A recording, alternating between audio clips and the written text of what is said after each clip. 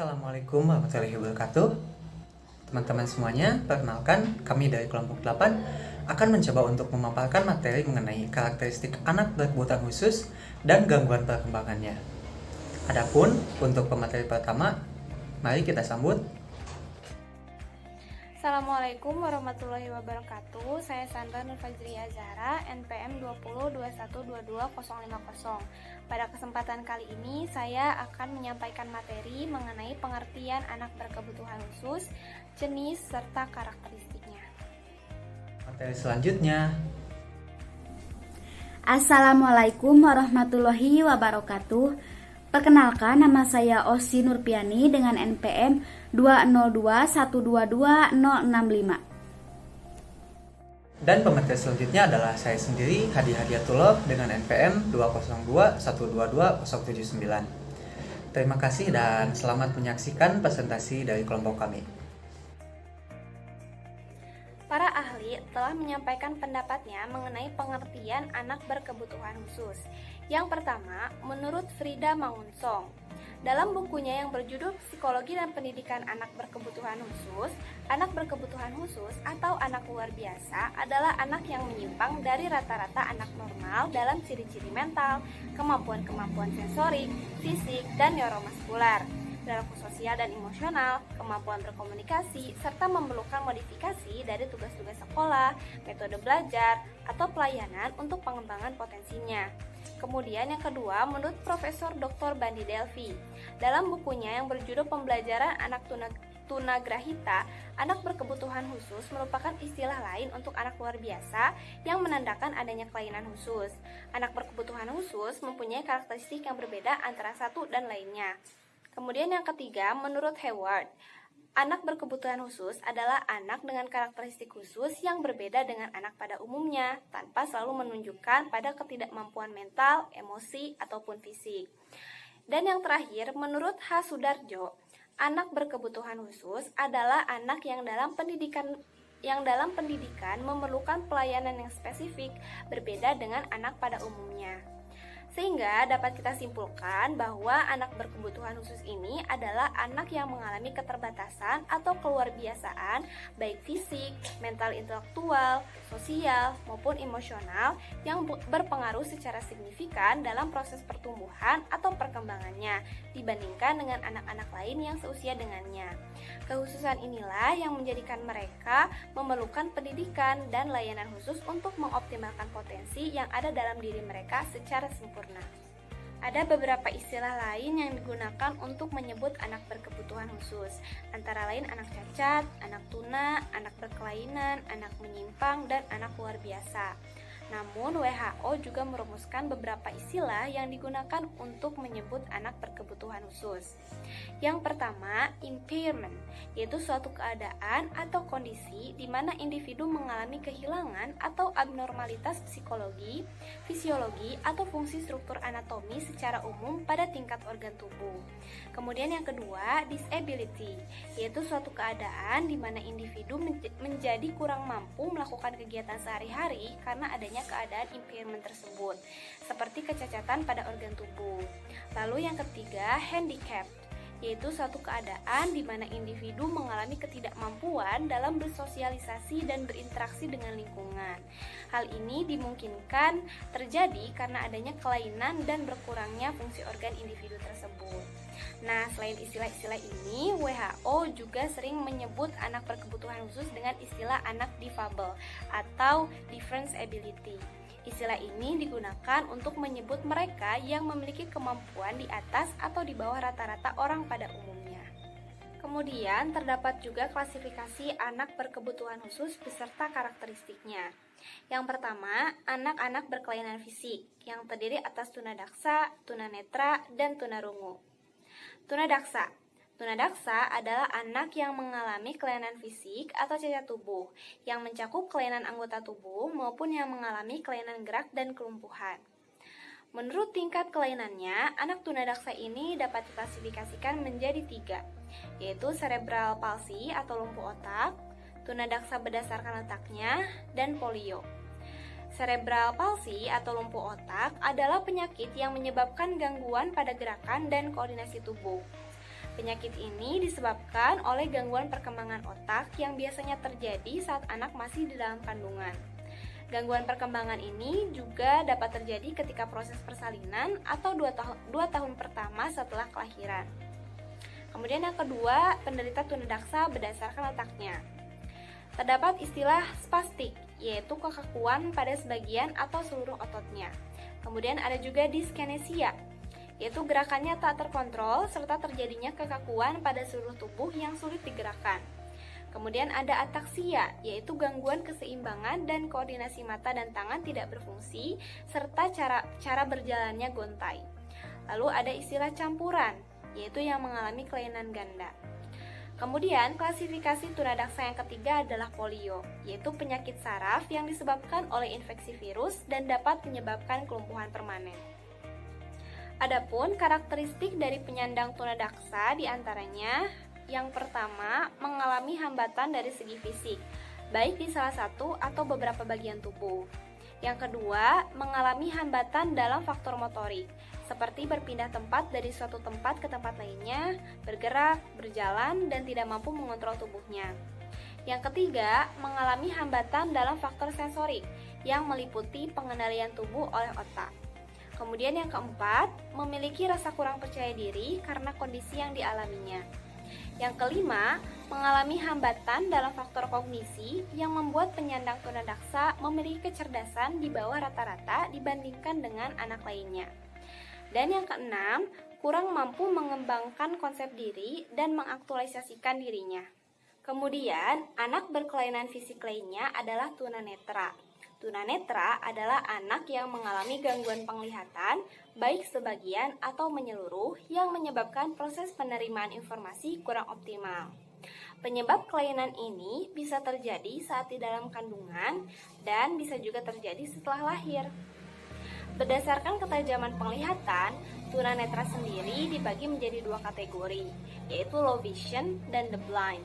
Low vision atau kurang lihat adalah penyandang tunanetra yang memiliki ketajaman penglihatan 6/20 m sampai 6/60 m, di mana penderita ini masih dapat melihat dengan bantuan alat khusus. Sedangkan the blind adalah penyandang tunanetra yang memiliki tingkat ketajaman penglihatan 6/60 m atau kurang, di mana penderita ada kalanya masih dapat melihat gerakan-gerakan tangan ataupun ia hanya dapat membedakan gelap dan terang saja. Namun, tunanetra yang memiliki ketajaman penglihatan dengan visus 0 sudah sama sekali tidak dapat melihat. Adapun karakteristik dari penyandang tunanetra diantaranya, yang pertama, saat masih bayi, anak tidak merespon saat digoda dengan wajah lucu dan mainan berwarna mencolok yang biasanya disukai oleh anak lainnya. Yang kedua, saat diajak berbicara, arah mata tidak tertuju kepada lawan yang diajak berbicara, melainkan tertuju ke arah lainnya. Yang ketiga, sering menunjukkan perilaku stereotip, seperti sering menekan matanya, membuat suara dengan jarinya, menggoyang-goyangkan kepala dan badan, atau berputar-putar. Kemudian yang keempat, kemampuan akademik anak tunanetra sama seperti anak normal pada umumnya. Namun, ketunanetraan tersebut berpengaruh pada perkembangan keterampilan akademis, khususnya dalam bidang membaca dan menulis. Dan yang kelima, secara sosial dan emosional, anak-anak tunanetra lebih mudah tersinggung, curiga yang berlebihan pada orang lain, dan ketergantungan pada orang lain. Selanjutnya, anak berkelainan fisik yang terakhir adalah tunarungu. Tunarungu adalah anak yang mengalami kekurangan atau kehilangan kemampuan mendengar yang disebabkan oleh kerusakan seluruh alat pendengaran yang mengakibatkan hambatan dalam perkembangan bahasa. Tunarungu bisa disebabkan oleh banyak faktor, mulai dari dalam kandungan ataupun benturan keras yang menyebabkan kerusakan pada organ pendengaran.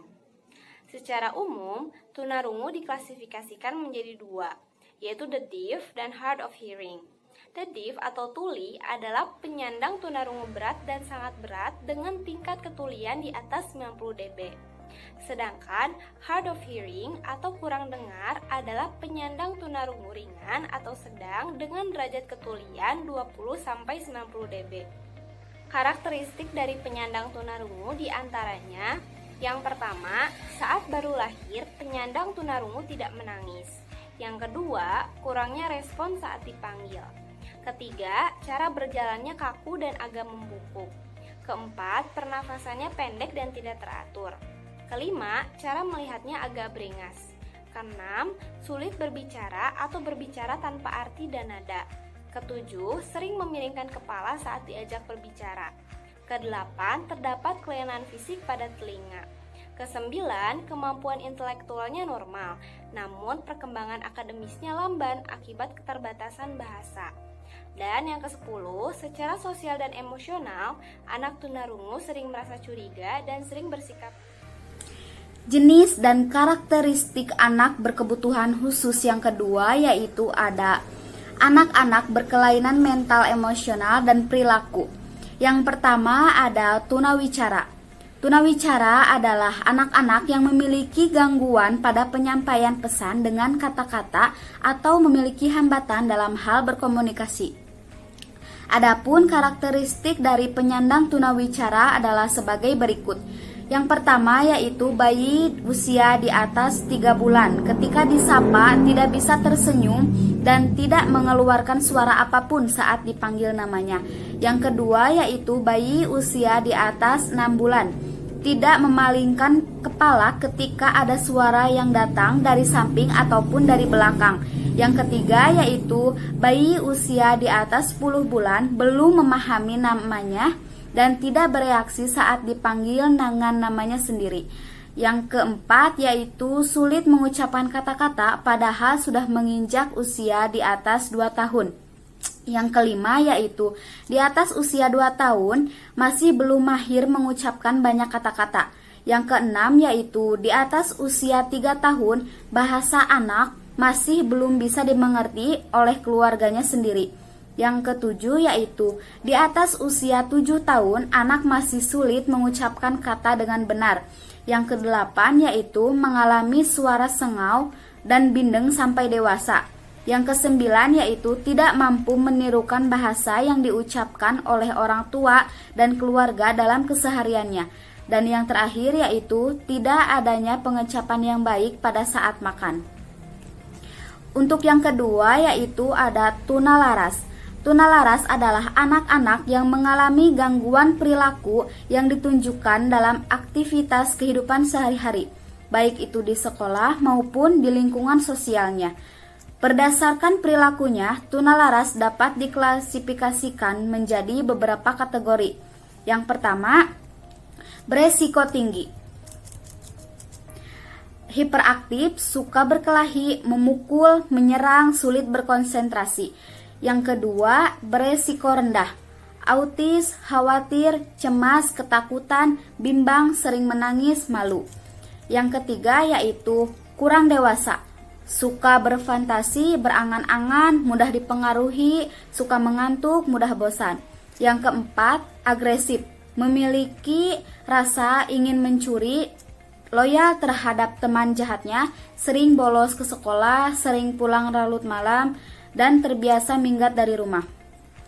Adapun karakteristik penyandang dari tunalaras adalah sebagai berikut. Yang pertama, mengalami gangguan perilaku seperti suka berkelahi, memukul, menyerang, merusak milik sendiri atau orang lain, mencuri, mengejek, dan sebagainya. Yang kedua yaitu mengalami kecemasan, rasa khawatir, cemas, tidak mau bergaul. Dan yang ketiga, kurang dewasa, seperti suka berfantasi, berangan-angan, mudah dipengaruhi, mudah bosan, dan kaku. Dan yang terakhir ada agresif, memiliki rasa ingin pulang larut malam dan terbiasa minggat dari rumah. Yang keenam, sering melanggar norma masyarakat. Dan yang ketujuh yaitu sering mengganggu dan bersifat agresif. Yang ketiga ada hiperaktif. Hiperaktif secara psikologis adalah gangguan tingkah laku yang tidak normal disebabkan disfungsi neurologis dengan gejala utama tidak mampu mengendalikan gerakan dan memusatkan perhatian. Menurut Baihaqi dan Sugiyarman, ADHD adalah Attention Deficit Hyperactivity Disorder. yaitu ada artinya attention perhatian, defisit berkurang, hyperactivity adalah hiperaktif, dan disorder adalah gangguan. Jika diartikan dalam bahasa Indonesia berarti gangguan pemusatan perhatian disertai hiperaktif. Menurut Widhata, seseorang dapat dikategorikan sebagai intention hiperaktif dan impulsif jika ia memenuhi 4 kriteria sebagai berikut. Yang pertama yaitu inattention dengan ciri tidak teliti atau sering ceroboh, menyelesaikan tugas sekolah, sering ceroboh dalam hal pekerjaan ataupun kegiatan lainnya, sulit mempertahankan konsentrasi, sulit saat diajak berbicara, cenderung tidak mengikuti perintah atau instruksi dari sekolah, mengalami masalah dalam mengatur atau mengorganisasikan tugas atau kegiatan, tidak menyukai atau cenderung menghindar dari tugas, adapun sering kehilangan barang-barang atau peralatan yang diperlukan untuk menyelesaikan tugas, misalnya buku, pensil, penghapus, dan mudah terpecahnya konsentrasi.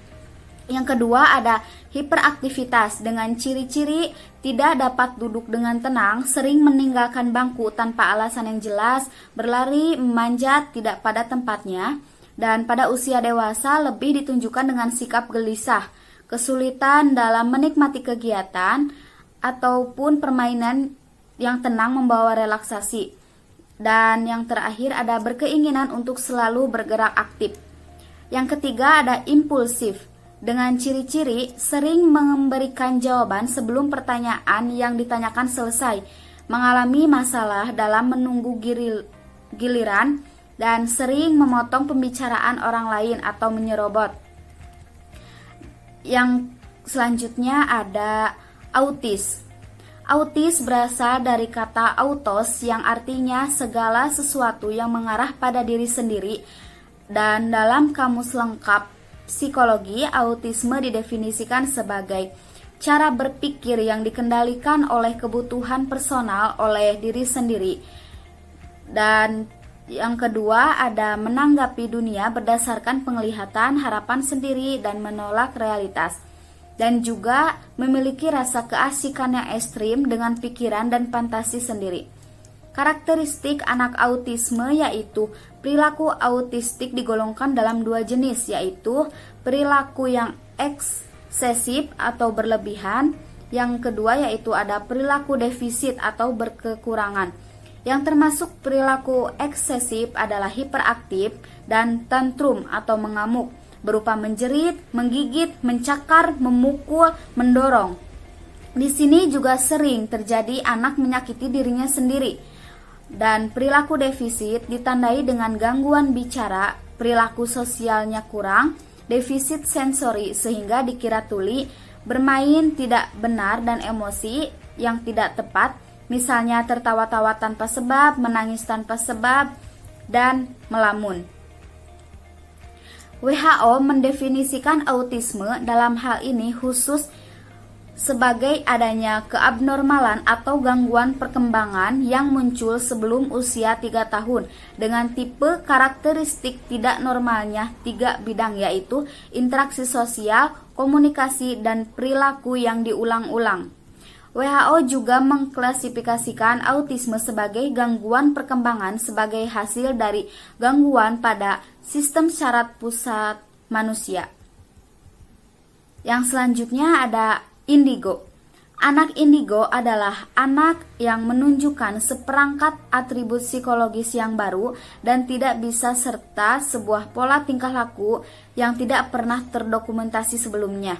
Pola ini memiliki faktor-faktor unik umum sehingga yang berinteraksi dengan anak indigo disarankan untuk mengubah cara merawat mereka untuk mencapai keseimbangan.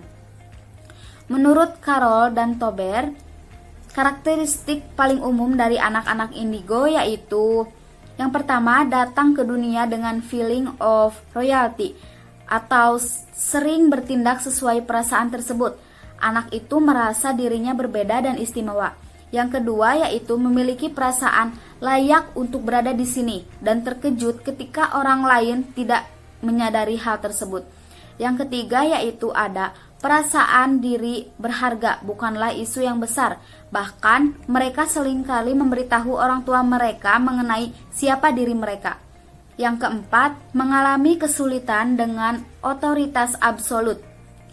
Otoritas ini tanpa penjelasan atau pilihan. Yang kelima, tidak akan melakukan hal-hal tertentu, misalnya mengantri adalah hal yang paling sulit bagi mereka. Yang keenam, merasa frustasi dengan sistem berorientasi pada ritual dan tidak memerlukan pemikiran kreatif. Yang selanjutnya yaitu seringkali melihat dengan cara yang lebih baik dalam melakukan sesuatu, misalnya baik di rumah maupun di sekolah, sehingga mereka tidak terlihat sebagai sistem booster, yaitu tidak nyaman pada sistem yang ada. Yang selanjutnya terlihat antisosial kecuali dengan mereka yang setipe. Tidak akan berespon terhadap disiplin yang disadari rasa bersalah. Yang terakhir adalah tidak malu memberitahu apa yang mereka butuhkan. Yang selanjutnya yaitu ada anak-anak berkelainan akademik atau gangguan intelektual. Yang pertama ada anak berbakat. Anak berbakat adalah anak-anak yang mengalami kelainan intelektual di atas rata-rata. Dalam konteks pendidikan anak berkebutuhan khusus, anak berbakat umumnya dapat diklasifikasikan dari tingkat inteligensinya berdasarkan standar Stanford-Binet, yaitu meliputi yang pertama ada kategori rata-rata tinggi dengan tingkat kapasitas intelektualnya yaitu 110 sampai 119. Yang kedua ada kategori superior dengan tingkat kapasitas intelektualnya yaitu 120 sampai 139. Yang ketiga ada kategori sangat superior dengan tingkat intelektualnya 140 sampai 169. Adapun karakteristik dari anak berbakat adalah sebagai berikut. Yang pertama, secara intelektual anak berbakat proses belajarnya sangat cepat, tekun dan memiliki rasa ingin tahu yang besar, rajin membaca, memiliki perhatian yang lama dalam suatu bidang khusus, memiliki pemahaman yang sangat maju terhadap suatu konsep, dan memiliki sifat kompetitif yang tinggi dalam suatu bidang akademik. Yang kedua ada secara sosial dan emosional. Anak berbakat mudah diterima teman-teman sebaya dan orang dewasa, bebas dari tekanan emosi dan mampu mengontrol emosinya sesuai situasi, merangsang perilaku produktif bagi orang lain, serta memiliki kapasitas yang luar biasa dalam menanggulangi masalah sosial. Yang ketiga ada secara fisik. Anak berbakat berpenampilan rapi dan menarik serta kesehatannya berada lebih baik di atas rata-rata. Untuk yang kedua ada anak berkesulitan belajar. Berkesulitan belajar merupakan salah satu jenis anak berkebutuhan khusus yang ditandai dengan adanya kesulitan untuk mencapai standar kompetisi prestasi yang telah ditentukan dengan mengikuti pembelajaran konvensional.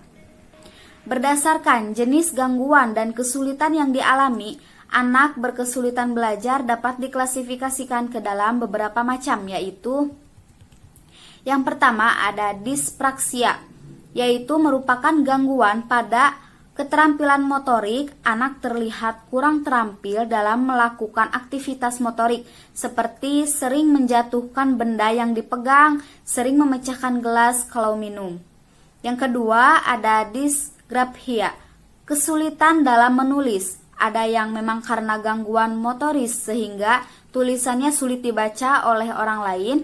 Ada yang sangat lambat aktivitas motoriknya, dan ada juga hambatan pada ideomotorik sehingga sering atau salah satu tidak sesuai apa yang dikatakan dengan apa yang ditulis. Yang ketiga ada diskalkulia, adalah kesulitan dalam menghitung dan matematika. Hal ini sering dikarenakan adanya gangguan pada memori dan logika. Yang keempat ada disleksia, merupakan kesulitan membaca baik membaca permulaan maupun pemahaman. Yang kelima ada dispasia, kesulitan berbahasa di mana anak sering melakukan kesalahan dalam berkomunikasi baik menggunakan tulis maupun lisan. Yang keenam ada body awareness.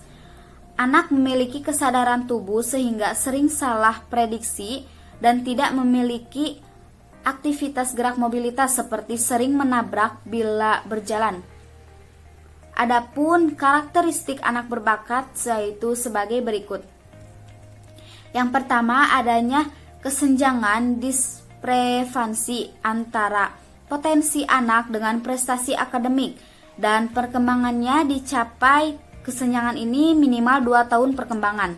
Yang kedua, memiliki kesulitan pada satu bidang akademik atau perkembangan yang tertinggal dibandingkan dengan bidang akademik yang lain. Adapun yang selanjutnya ada tunagrahita. Tunagrahita adalah seseorang yang mengalami hambatan fungsi kecerdasan intelektual dan adaptasi tingkah laku yang menjadi pada masa perkembangannya dan juga menyebabkan kesulitan dalam tugas-tugas akademik, komunikasi maupun sosial. Baik, saya akan mencoba untuk melanjutkan materi presentasi dari yang teman-teman saya sudah paparkan terlebih dahulu. Berikutnya, ada beberapa klasifikasi atau pengelompokan tunagrahita berdasarkan tipe klinis pada fisik. Yang pertama adalah Down syndrome. Pada tipe ini, terlihat raut rupanya menyerupai banyak orang Mongol dengan ciri mata sipit dan miring, lidah tebal dan terbelah-belah, serta biasanya sedikit penjulur keluar. Telinga kecil, tangan kering, semakin dewasa, kulitnya juga semakin kasar, pipi semakin membulat, bibir tebal dan besar, tangan bulat dan lemah, serta tulang tengkorak dari muka hingga belakang tampak lebih pendek. Yang selanjutnya yaitu kretin. Pada tipe kretin nampak seperti orang cebol dengan ciri badan pendek, kaki tangan pendek, kulit kering, tebal dan keriput, rambut kering, kuku pendek dan tebal. Yang selanjutnya adalah hidrocephalus. Gejala yang nampak adalah semakin membesarnya kranium atau tengkorak kepala yang disebabkan oleh semakin bertambahnya atau bertimbunnya cairan cerebrospinal pada kepala. Cairan ini memberi tekanan pada otak yang menyebabkan kemunduran fungsi otak. Yang selanjutnya adalah microcephalus. Macrocephalus, macrocephalus, brachycephalus, dan scapocephalus. Yang selanjutnya ada microcephalus, macrocephalus, brachycephalus, dan scapocephalus. Keempat istilah ini menunjukkan kelainan bentuk ukuran kepala yang berbeda-beda. Microcephalus yaitu bentuk ukuran kepala kecil yang lebih kecil dari ukuran normal. Macrocephalus adalah bentuk ukuran kepala yang lebih besar dari ukuran normal. Brachycephalus adalah bentuk kepala yang melebar, dan scapocephalus adalah memiliki ukuran kepala yang panjang sehingga menyerupai menara. Yang selanjutnya adalah cerebral palsy atau kelompok kelumpuhan pada otak. Kelumpuhan pada otak mengganggu fungsi kecerdasan di samping kemungkinan mengganggu pusat koordinasi gerak, sehingga kelainan cerebral palsy terdiri tunagrahita dan gangguan koordinasi gerak. Gangguan koordinasi gerak menjadi kajian bidang penanganan tudadaksa, sedangkan gangguan kecerdasan menjadi kajian bidang penanganan tunagrahita. Yang selanjutnya adalah rusak otak atau brain damage. Kerusakan otak berpengaruh terhadap berbagai kemampuan yang dikendalikan oleh pusat susupan saraf yang selanjutnya dapat terjadi gangguan kecerdasan, gangguan pengamatan, gangguan tingkah laku, gangguan perhatian, dan gangguan motorik. Adapun karakteristik penyandang tunagrahita memiliki ciri-ciri sebagai berikut. Yang pertama menurut fisik. Secara fisik, mata anak tampak penuh lipatan kulit, memiliki postur pendek dengan kepala yang kecil, jarak antara kedua mata jarang dengan dahi dan hidung yang rata, bagian kepala belakang lebar dan datar, mata miring dan juling, rambut jarang dan tipis, berwajah datar dan telinga rendah, serta memiliki jari-jari kaki yang lebih masuk ke dalam. Yang selanjutnya, kemampuan intelektual sama atau dengan lebih rendah dari anak seusianya. Yang ketiga, tidak bisa mengurus diri sendiri dan selalu menggantungkan diri pada orang lain. Yang selanjutnya, kehidupan emosinya lemah. Dorongan biologisnya dapat berkembang, tetapi penghayatannya terbatas pada perasaan senang, takut, marah, dan benci. Yang terakhir adalah sulit mencapai bidang akademis, membaca, dan kemampuan menghitung yang problematis. Selanjutnya ada slow learner. Slow learner atau anak lambat belajar adalah mereka yang memiliki prestasi belajar di bawah rata-rata pada anak seumumnya. Pada salah satu atau seluruh area akademik, namun bukan tergolong anak terbelakang mental, IQ-nya menunjukkan skor antara 70 sampai 90. Karakteristik anak slow learner memiliki kemampuan belajar yang lebih lambat dibandingkan dengan teman sebayanya.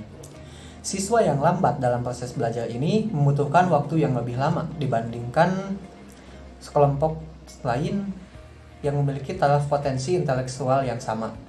Tidak hanya kemampuan akademiknya yang terbatas, tapi juga pada kemampuan-kemampuan lain, diantaranya kemampuan koordinasi, seperti kesulitan menggunakan alat tulis, olahraga, bahkan mengenakan pakaian. Dari sisi perilaku, anak slow learner ini cenderung pendiam dan pemalu, dan sulit untuk berteman. Anak-anak lambat belajar ini juga cenderung kurang percaya diri. Baik, untuk materi selanjutnya adalah gangguan perkembangan pada anak berkebutuhan khusus. Yang pertama adalah pada anak berkelainan fisik. Yang pertama akan saya jelaskan adalah mengenai tunadaksa. Gangguan perkembangannya seperti kondisi kelainan pada fungsi anggota tubuh atau tunadaksa dapat terjadi pada saat sebelum anak lahir, saat lahir, maupun setelah anak tersebut lahir. Adapun kelainan fungsi anggota tubuh atau ketunadaksaan yang terjadi pada masa setelah anak lahir dapat disebabkan oleh beberapa faktor seperti penyakit, kecelakaan, pertumbuhan tubuh yang tidak sempurna. Pada anak tunadaksa, potensi anak tidak utuh karena ada bagian tubuh yang tidak sempurna. Dalam usahanya untuk mengaktualisasikan dirinya secara utuh, ketunadaksaan yang dialami anak tunadaksa biasanya dikompensasikan oleh bagian tubuh yang lain. Maka dari itu secara umum, perkembangan fisik anak tunadaksa dapat dikatakan hampir sama dengan orang-orang normal pada umumnya, kecuali pada anggota tubuh yang mengalami kegagalan fungsi. Yang selanjutnya adalah pada anak dengan gangguan tunanetra. Gangguan perkembangannya yaitu gangguan penglihatan seperti tidak mempengaruhi secara langsung terhadap perkembangan dan pertumbuhan fisik yang menyebabkan anak tunanetra mengalami hambatan atau keterlambatan.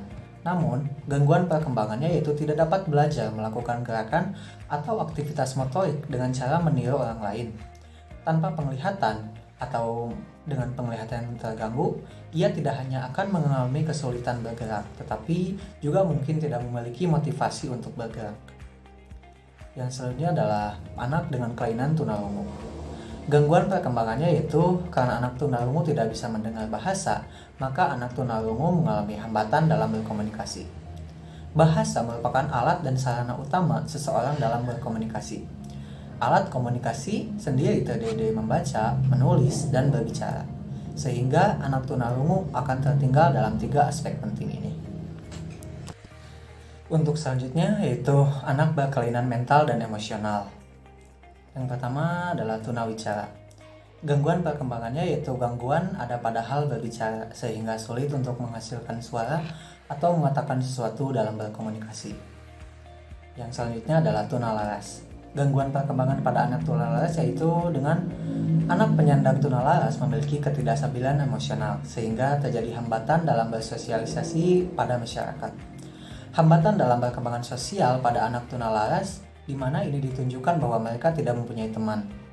Hal ini dapat disebabkan mereka tidak mampu menyesuaikan diri dengan kelompok yang lebih luas dan kesadaran sosial mereka sangat rendah serta memiliki lebih suka bermain dengan dunianya sendiri. Yang selanjutnya adalah anak hiperaktif. Gangguan perkembangan anak hiperaktif dengan orang dengan gangguan ini dapat mengalami kesulitan berkonsentrasi, mengendalikan perilaku impulsif, dan terlalu aktif. Yang selanjutnya adalah anak dengan gangguan autis. Gangguan perkembangan autis adalah perkembangan otak yang mempengaruhi kemampuan penderita dalam berkomunikasi dan berinteraksi dengan orang lain. Di samping itu, autisme juga menyebabkan gangguan perilaku dan membatasi minat penderitanya. Untuk selanjutnya yaitu anak dengan indigo. Gangguan perkembangannya, indigo adalah istilah yang diberikan kepada anak yang menunjukkan perilaku lebih dewasa dibandingkan usianya dan memiliki kemampuan intuisi yang sangat tinggi. Biasanya mereka tidak mau diperlakukan sebagai anak-anak. Anak indigo juga sering menunjukkan perilaku memberontak terhadap suatu pemerintahan, tidak patuh terhadap aturan atau adat, kesulitan dalam mengelola emosinya sangat peka. Tidak jarang pula anak menunjukkan sikap yang sangat dingin dan tidak mempunyai perasaan. Yang selanjutnya yaitu anak-anak berkelainan akademik. Yang pertama, anak berbakat. Gangguan perkembangannya, keberbakatan sesuai dengan definisi Renzulli, yaitu mempunyai kemampuan intelijensi berupa kemampuan logika analisis dan abstrak tinggi, kreativitas tinggi, serta motivasi dan ketahanan kerja juga tinggi. Namun, banyak di antara mereka justru sulit berprestasi di sekolah karena ia visual learner, berpikir kritis, perfeksionis, kurang percaya diri, dan takut gagal. Kesulitan orang tua menghadapi anak ini adalah kebingungan yang sangat lengkap. Untuk selanjutnya yaitu anak dengan kesulitan berpikir. Yang pertama, dispraksia. Gangguan perkembangannya, salah satu gangguan perkembangan anak adalah dispraksia, penyakit yang mengganggu perkembangan motorik anak. Dilansir dari Dyspraxia Foundation, motorik merupakan kemampuan mengkoordinasikan gerak tubuh. Apabila anak mengidap dispraksia, maka ia akan mengalami gangguan koordinasi gerak tubuh akibat terganggunya syaraf pengiriman sinyal dari dan ke otak. Dampaknya, pada beberapa kasus membuat anak sulit berjalan dan menjaga keseimbangan. Sementara itu, kondisi ini lebih sering dialami oleh anak laki-laki daripada perempuan, dengan gejala awal yang mulai terlihat sejak bayi. Contoh gejala yang timbul ketika masih bayi yaitu anak mengalami keterlambatan tengkurap dan berjalan. Namun, variasi gejala yang muncul dan tingkat keparahan tiap anak bisa dapat berbeda-beda. Selanjutnya adalah disgrafia. Yang selanjutnya adalah disgrafia. Gangguan perkembangannya, umumnya gangguan belajar ini akan muncul saat anak pertama kali berkenalan dengan huruf dan tulisan. Kesulitan yang sering ia alami seperti menulis tangan, menyusun kalimat, menggunakan tanda baca dan tata bahasa, mengeluarkan ide sederhana dalam bentuk tulisan, bahkan menggenggam alat tulis. Anak dengan kondisi disgrafia sering mengalami stres dan mengalami gangguan kecemasan ketika seseorang memintanya menulis. Yang selanjutnya adalah diskalkulia. Gangguan perkembangan anak diskalkulia yaitu ketika mengalami kesulitan belajar yang spesifik. Dengan melihat prasyarat rata-rata normal atau sedikit di bawah rata-rata, tidak ada gangguan penglihatan atau pendengaran. Juga tidak ada gangguan emosional primer atau lingkungan yang kurang menunjang. Masalah yang dihadapi anak diskalkulia adalah kesulitan melakukan penambahan, pengurangan, perkalian, serta pembagian yang disebabkan adanya gangguan pada sistem syaraf pada pusat periode perkembangan. Yang selanjutnya adalah disleksia. Gangguan perkembangannya, istilah disleksia merujuk pada kondisi anak kesulitan untuk mencerna bahasa, mulai dari mendengar, membaca, juga menulis. Meski gangguan ini menyerang otak yang memproses bahasa, tetapi disleksia tidak berpengaruh sama sekali terhadap penglihatan atau kecerdasan pengidapnya.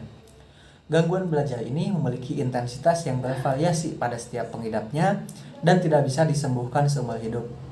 Meski tidak dapat disembuhkan, tetapi kondisi yang terjadi bisa dikelola, sehingga pengidapnya tidak menjadi semakin memburuk. Seperti pada penjelasan sebelumnya, disleksia menjadi pemicu terhambatnya perkembangan anak.